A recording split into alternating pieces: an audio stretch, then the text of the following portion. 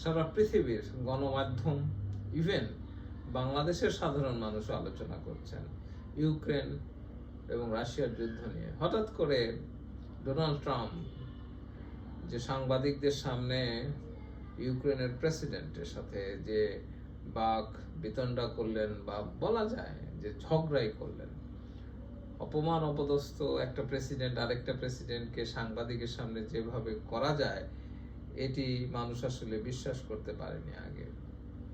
এবং মার্কিন গণমাধ্যম শুধু নয়, সারা পৃথিবীর যে গণমাধ্যমগুলো এটি ফলাও করে প্রচার করেছে। বিশ্ব রাজনীতিতে এই যে ডোনাল্ড ট্রাম্পের যে এই যে কথাগুলো, উনি কাউকে ছাড় দেন না, ওনার কাছে যেটা মনে হয় উনি সেটাই করেন, এবং রাগ ঢাক তিনি রাখেন না।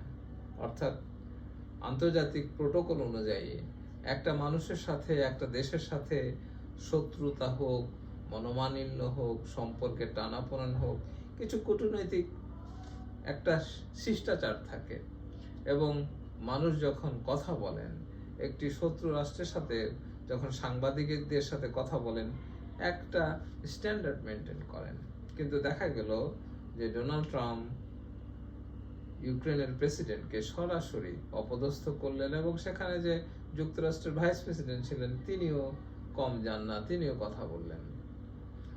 আসলে আমরা যেটি দেখতে পাচ্ছি সেটি হচ্ছে যে রাশিয়া এবং ডোনাল্ড ট্রাম্পের প্রশাসনের মধ্যে একটা ভালো সম্পর্ক কিন্তু আগের থেকেই ছিল, এবং পুতিনকে ডোনাল্ড ট্রাম্প কেন যেন সমর্থন করেন, আসলে সেটিরই একটা বহিঃপ্রকাশ ঘটেছে মাত্র।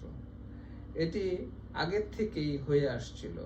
ডোনাল্ড ট্রাম্প এই যুদ্ধটাকে একটা অপচয়মূলক যুদ্ধ মনে করতেন, এটা নতুন কিছু নয়। ডোনাল্ড ট্রাম্পের কথা ছিল যে এই যুদ্ধটা অহেতুক করা হচ্ছে, এবং রাশিয়ার সামনে ইউক্রেন খুব দ্রুত যদি পরাজিত হতো তাহলে কিন্তু এত রক্তপাত হতো না, এবং আমেরিকারও পয়সা কম খরচ হতো।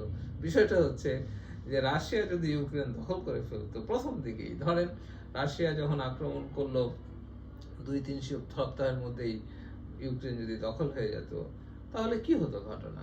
হ্যাঁ, ইউক্রেনের লোক হয়তো রাশিয়ার অধীনে থাকতেন, কিন্তু এত রক্তপাত, এত অর্থ ব্যয় হয়তো হতো না।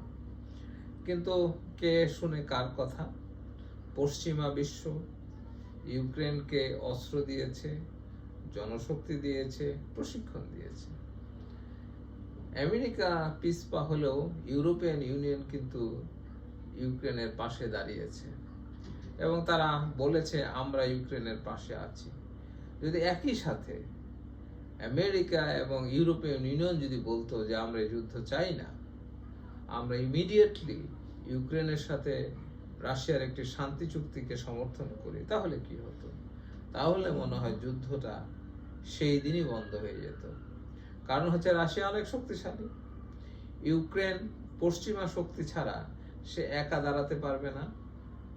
এখন কথা হচ্ছে যে ইউক্রেনের মানুষের অধিকার রক্ষা করাও যেমন জরুরি, এই যুদ্ধটা বন্ধ করাও জরুরি।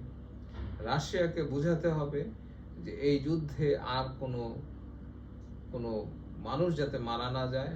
ইউক্রেনকেও বুঝতে হবে এই যুদ্ধ যতদিন চলবে এর শেষ কোথায়। কারণ হচ্ছে যে এই যুদ্ধে আমি যেটা ব্যক্তিগতভাবে অবজার্ভ করেছি, যে রাশিয়া একটা শহর দখল করে, ইউক্রেন পশ্চিমাদের সহযোগিতায় আবার আরেকটি শহর, ওই শহরটি হয়তো পুনরুদ্ধার করে, আবার রাশিয়া দখল করে। এই যে যুদ্ধ দীর্ঘস্থায়ী হচ্ছে, এটাকে কিভাবে বন্ধ করা যায়, এটি সবাইকে এখন চিন্তা করতে হবে। কারণ হচ্ছে ইউক্রেন যুদ্ধ কিন্তু সারা বিশ্বকে ক্ষতিগ্রস্ত করেছে, অর্থনৈতিকভাবে কিন্তু সারা পৃথিবীতে এই যুদ্ধের প্রভাব পড়েছে।